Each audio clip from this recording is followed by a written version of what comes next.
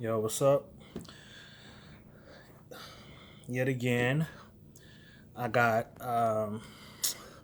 derailed from my original topic, which was the ego and all of the stuff.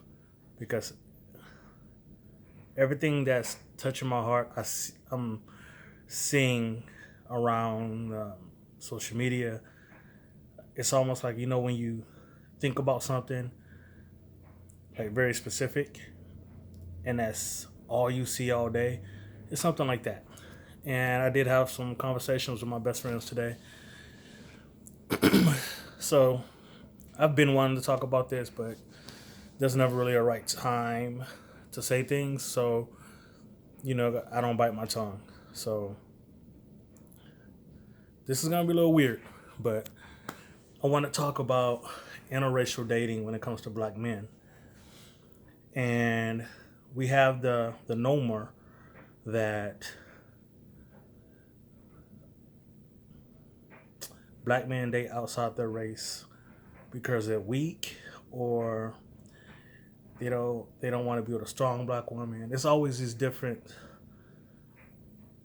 scenarios, and it always points to the black man. So as a black man, I want to address it, and I want to address it honestly. When you address a problem, there's really no finger pointing. So most of the time when there's an issue, there's always underlining reasons, and just like it's never really a personal specific reason for why certain things happen. Okay, so and this is just my opinion and also my experience. So from growing up, Houston, Texas, coming to Cali, the one thing that I do see the common denominator for many black men who choose to date outside their race. Now, there is a very, very small percent of black men that just like, I don't like black women. That is not, that's different. But the ones who love black women, love all women, but when they want to settle down and date for real, they pretty much date outside their race. And from experience and from just my observation, it breaks down to our childhood. Okay, so listen to what I'm saying. I don't need anybody to interpret what I'm saying or reading between the lines or doing the. So basically, what you said, no, I'm saying exactly what I want to say. So before I get into like scenarios, I want to break down what I mean. So the first physical and mental abuser of most to all black men is their mother. Okay? Now, the abuse that we're talking about stems from love. So I would never say a black mother doesn't love her son or a child. From our generation, I'm going to say from 25 to the next generation, like 50 to 50, beating and whoopings was something common. Everybody got it. Everybody. I mean, to the point, I know in California didn't do it, but in Texas, we used to get paddled by a principal and, elementary. So these things were normal. But you didn't want to go home and get whooped by your mom because that is some, while she's whooping you, she's talking to you. Just, degrading you, beating you down mentally, just beating you. Don't let me tell you do this again and blah blah blah. And as a child, that sticks with you. So like with me, I grew up in Spring Meadows, and Spring Meadows, we was actually it was only that no the entire neighborhood was three black families. It was us, Clifton Terrell, and then my sister's friend Sharon, and that was it. So the friends that I grew up with from like, you know, 4 or 5 years, yeah, like five, yeah, for like 5 years old to maybe like 10. My best friends were Joey Hunter and Ronnie Garcia. And I remember when we first moved there, I never had friends like that before. Um, Coming from Carverdale, everybody was black or Hispanic, so everybody got beat.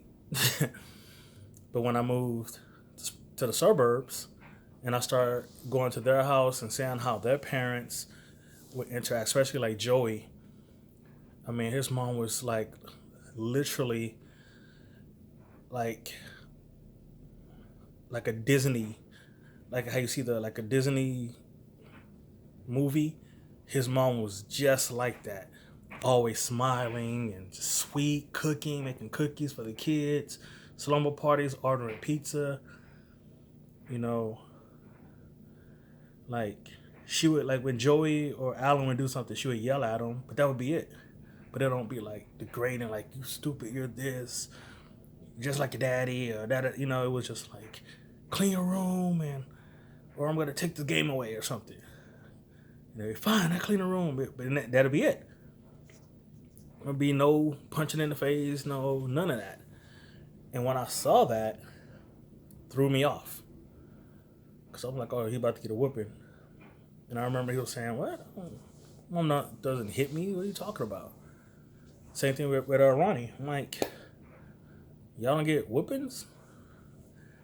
So that's when the psyche, especially as a child, goes in. All your black friends gets beat. Their mothers beat them.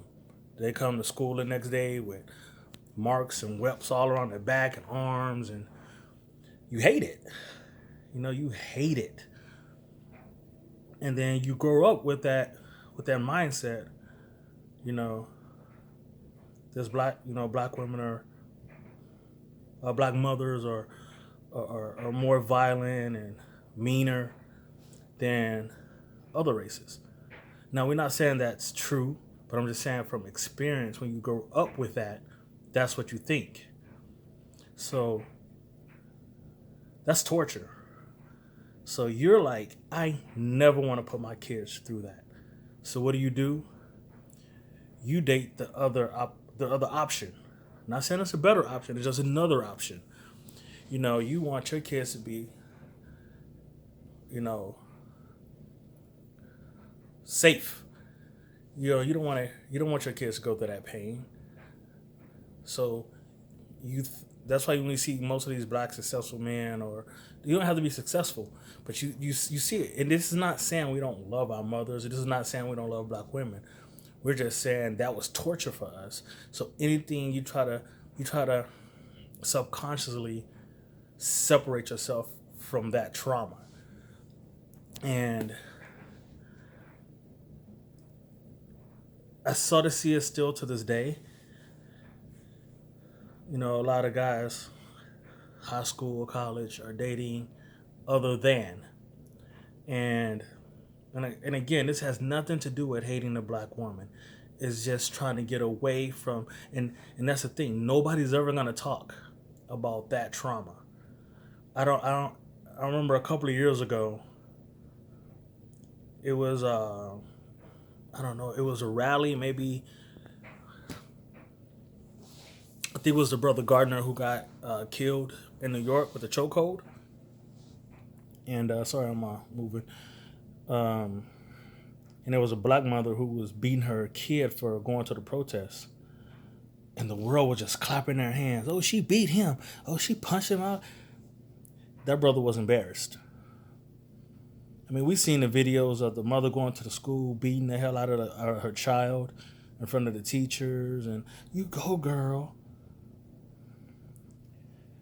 That scars boys. And then they have this anger towards women, and they just either going to retaliate with violence or they're just going to remove themselves from the equation. And trust me, I know black women don't want to hear this because they're going to take that as an attack. Oh, y'all just weak. So what's messed up is you can address your trauma by not having a dad around the house, and you're strong and this and that. But as black men, we can't ever talk about our trauma, and that is a trauma.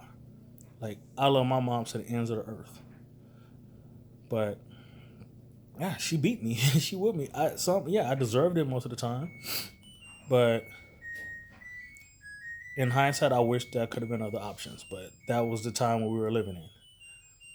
And if I ever had a child, I would never want anybody beating my child. Me, whoever I'm with, it's not a good look. When I got older, especially like around high school, like you could tell the kids that were getting beat, they come to school mad, angry. By that time I was living with my dad. Like, my dad never physically put hands on me. Like, we would talk it out, but that's a man thing, But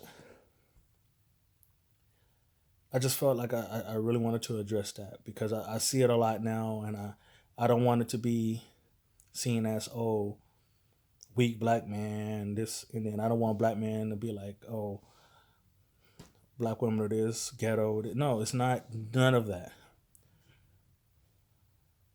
I want to reiterate, our first and only, me included, the only person to whoop my ass was my mom. Mentally and physically.